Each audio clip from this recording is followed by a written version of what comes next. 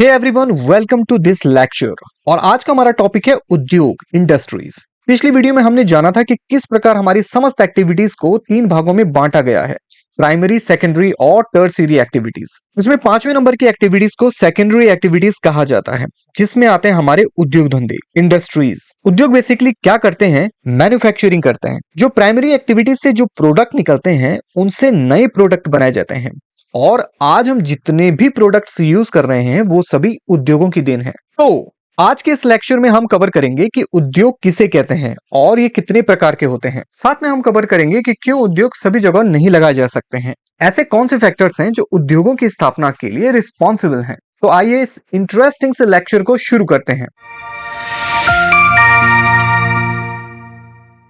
सबसे पहला टॉपिक है इसमें, उद्योग किसे कहते हैं। तो उद्योग ऐसे स्थान होते हैं जहां विनिर्माण, प्रसंस्करण और मरम्मत के द्वारा नई वस्तुओं का उत्पादन किया जाता है। देखो यहाँ पर ये तीन वर्ड बहुत ही इंपॉर्टेंट हैं।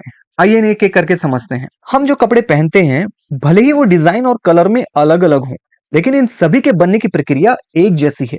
सबसे पहले इन कपड़ों के लिए चाहिए कच्चा माल।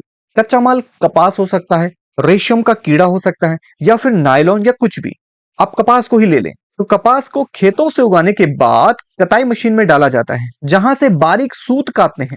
ठीक है, आपने गांधी जी का चरखा तो देखा ही होगा। अब इन सूती धागों को करघे में डालकर कपड़ा बुना जाता है, और फिर इन कपड़ों में अलग अलग रंगों को मिलाकर अलग अलग रंग के कपड़े बनाए जाते हैं, जिनसे हम अपने लिए शर्ट, पैंट और बहुत से आउटफिट बनाते हैं। तो कपास से लेकर शर्ट, पैंट बनाने की प्रक्रिया विनिर्माण कहलाती है। कपास क्या है? कच्चा माल जो कि पेड़ पर उगता है, यानी कि प्राइमरी प्रोडक्ट। और इस प्राइमरी प्रोडक्ट से नई वस्तु बनी, यानी कि शर्ट, पैंट, तो ये कहलाएगा विनिर्माण। लेकिन कपास से एकदम तो शर्ट, पैंट नहीं बनी, बल्कि वो एक चरणबद्ध प्रक्रिया से होकर गुजरी, जिसमें कताई, बुनाई, रंगाई, छपाई जैसी चीजें शामिल हैं।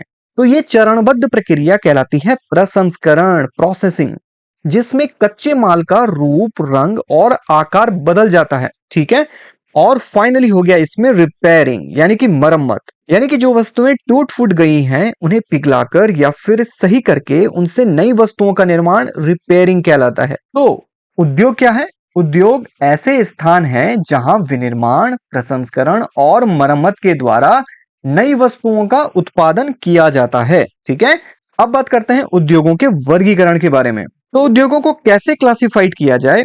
ये किया जा सकता है बेसिकली उनमें कौन सा कच्चे माल का यूज किया जा रहा है। ठीक है, उन उद्योगों का साइज कैसा है, और उन उद्योगों पर स्वामित्व किसका है, अधिकार किसका है। तो सबसे पहले बात करते हैं कच्चे माल के उपयोग के आधार पर। मतलब उद्योगों के लिए कच्चा माल कहां से प्राप्त हो रहा है।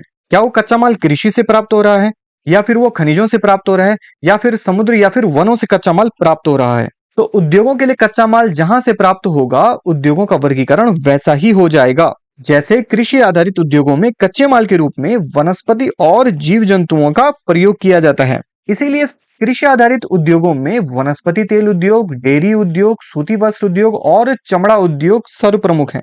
खनिज आधारित उद्योगों में खनिज अयस्कों का उपयोग कच्चे माल के रूप में किया जाता है। ठीक है, जैसे लौह अयस्क का उपयोग अनेक प्रकार की मशीनों और सामान बनाने में प्रयोग करते हैं। समुद्र आधारित उद्योगों में कच्चा माल क्या होगा? फिश, ऑयल और सभी समुद्री जीव जंतु। और इसी प्रकार वन आधारित उद्योगों में वनों से प्राप्त होने वाले पदार्थ जैसे लकड़ी, घास फूस और लीसा, ये सभी कच्चे माल के रूप में प्रयोग किए जाते हैं। तो इस प्रकार कच्चे माल की उपलब्धता के आधार पर उद्योग अलग अलग हो जाते हैं। ठीक है, इसी प्रकार नेक्स्ट है इसमें साइज के आधार पर। ठीक है, तो इस आधार पर उद्योग दो प्रकार के होते हैं। पहला है छोटे पैमाने का उद्योग और दूसरा है बड़े पैमाने का उद्योग। छोटे पैमाने में इसका साइज इतना छोटा होता है कि एक परिवार के लोग इन्हें अपने घर पर ही स्टैब्लिश कर सकते हैं, इसीलिए इसे हाउस होल्ड इंडस्ट्रीज भी कहा जाता है। ठीक है, इसमें जैसे टोकरी बुनाई, मिट्टी के बर्तन, आटा चक्की, हथकरघा उद्योग, ये इसके उदाहरण हैं। ठीक है, दूसरा है इसमें बड़े पैमाने के उद्योग, जो कि बड़ी मात्रा में वस्तुओं का उत्पादन करते हैं। इसमें पूंजी निवेश और प्रौद्योगिकी का प्रयोग बड़े पैमाने पर किया जाता है। ठीक है, और इसके लिए बहुत मात्रा में वर्कर्स, स्किल्ड लेबर की आवश्यकता होती है। तो लोहा इस्पात उद्योग, ऑटोमोबाइल इंडस्ट्री और सूती वस्त्र उद्योग इस प्रकार के उदाहरण हैं। नेक्स्ट इसमें स्वामित्व के आधार पर उद्योग, मतलब उद्योग किसके अंडर में है। ठीक है, इस आधार पर उद्योगों को निजी क्षेत्र, सरकारी क्षेत्र, संयुक्त क्षेत्र और सहकारी क्षेत्रों में बांटा जा सकता है। निजी क्षेत्र पर नियंत्रण किसी एक व्यक्ति या व्यक्तियों के समूह द्वारा होता है, ठीक है, यानी कि ये प्राइवेट सेक्टर के इंडस्ट्रीज होते हैं।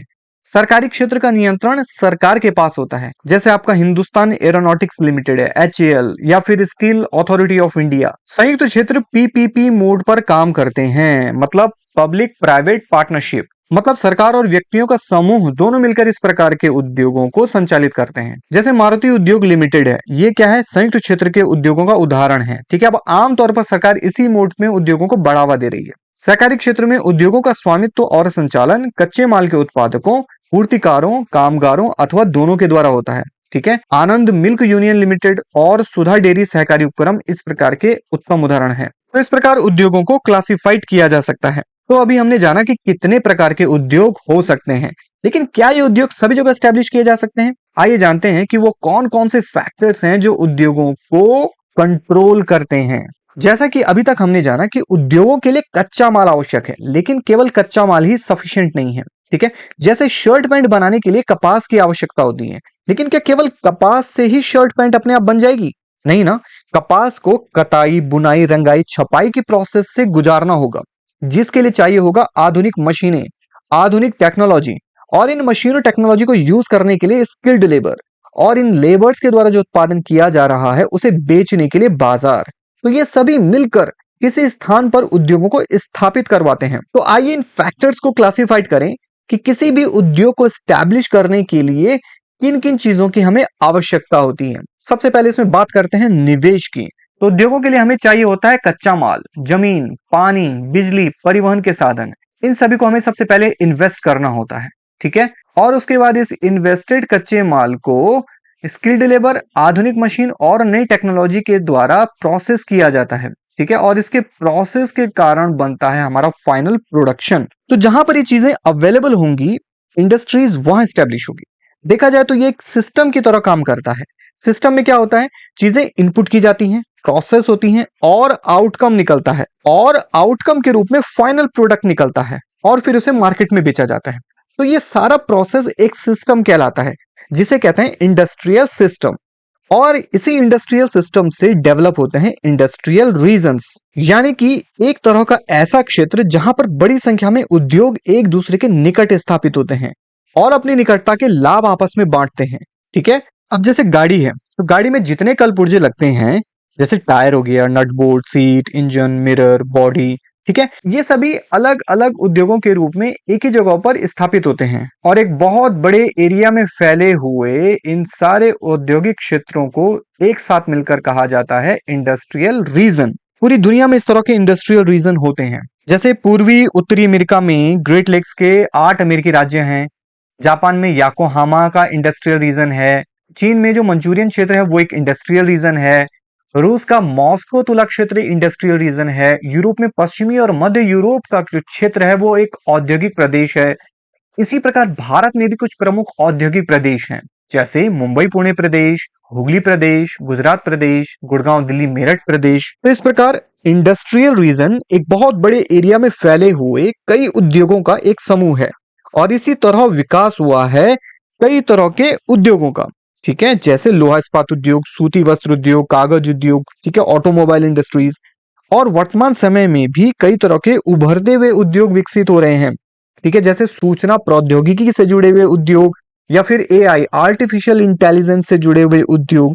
तो इन उभरते हुए उद्योगों को सनराइज इंडस्ट्रीज के नाम से भी जाना जाता है। तो ये था आज का लेक्चर, जिसमें आपने जाना उद्योग और उद्योगों के प्रकार के बारे में। मिलते हैं अगली वीडियो में नेक्स्ट टॉपिक के साथ। तब तक के लिए वर्क हार्ड बट जॉयफुली।